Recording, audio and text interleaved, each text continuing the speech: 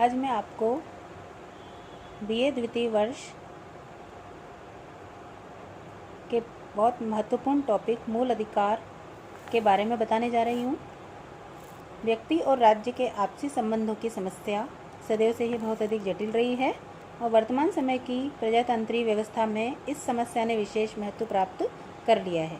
यदि एक ओर शांति तथा व्यवस्था बनाए रखने के लिए नागरिकों के जीवन पर राज्य का नियंत्रण आवश्यक है, तो दूसरी ओर राज्य की शक्ति पर भी कुछ ऐसी सीमाएं लगा देनी आवश्यक हैं जिससे राज्य मनमाने तरीके से आचरण करते हुए व्यक्ति की स्वतंत्रता और अधिकारों के विरुद्ध कार्य न कर सकें। मूल अधिकार व्यक्ति स्वातंत्र्य और अधिकारों के हित में राज्य की शक्ति पर प्रतिबंध लगाने के श्रेष्ठ उपाय हैं।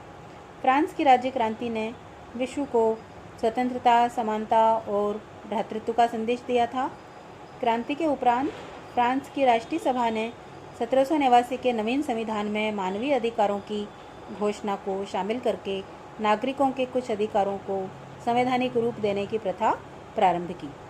इसके पश्चात संयुक्त राज्य अमेरिका के संविधान में 1791 में प्रथम 10 संशोधनों द्वारा व्यक्तियों के अधिकारों को संविधान का अंग बनाया गया।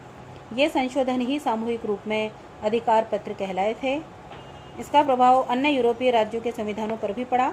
प्रथम महायुद्ध के पश्चात अनेक पुराने राज्यों और युद्ध के बाद स्थापित अनेक नवीन राज्यों के संविधानों में मूल अधिकारों का समावेश किया गया। इस संबंध में जर्मनी का विमर संविधान और आयरलैंड का संविधान विशेष रूप से उल्लेखनीय है। द्वितीय महायुद्ध के काल में मूल अधिकार का विचार और भी लोकप्रिय हुआ और युद्ध के बाद भारत, बर्मा, जापान आदि जिन देशों के संविधानों का निर्माण हुआ उन सभी में मूल अधिकारों का भी समावेश किया गया। 1945 में स्थापित अंतर्राष्ट्रीय संगठन संयुक्त राष्ट्र संघ के द्वारा भी 10 दिसंबर 1948 को मानवीय अधिकारों की सार्वलौकिक घोषणा के नाम से अंतर्राष्ट्रीय अधिकार पत्र स्वीकार किया गया। इस प्रकार मूल अधिकारों के विचार ने वर्तमान समय में एक सर्वमान्य धारणा का रूप धारण कर लिया है। मूल अधिकारों की आवश्यकता और महत्व। संविधान के अंतरंग के रूप में मूल अधिकारों का बहुत अधिक महत्व है।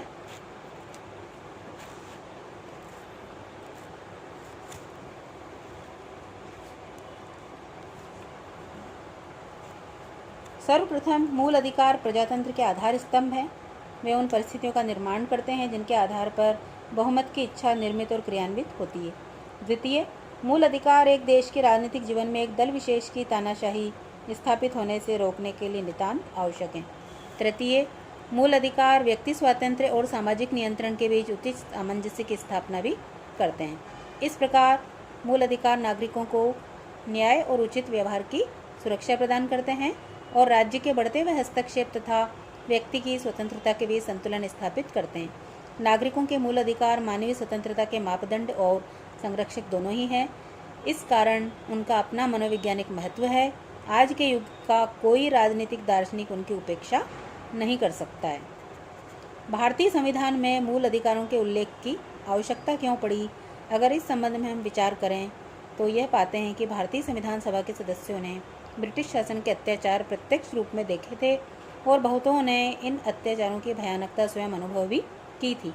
ऐसी परिस्थिति में स्वाभाविक रूप में उनके द्वारा यह सोचा गया कि व्यवस्था स्थापित कर दी जानी चाहिए जिससे अब शासन व्यवस्था पर इस प्रकार के अत्याचार नहीं कर सकें।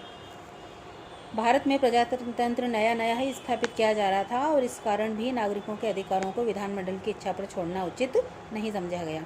इस संबंध में डॉक्टर भीमराव अंबेडकर जी ने भारतीय संविधान सभा में कहा था, भारत में इन अधिकारों को विधानमंडलों या सरकार की इच्छा पर छोड़ देना उचित नहीं था क्योंकि भारत में लोकतंत्र पूर्ण रूप से अब तक पनप नहीं पाया है, इसलिए इन अधिकारों को संविधान में रख दिया गया।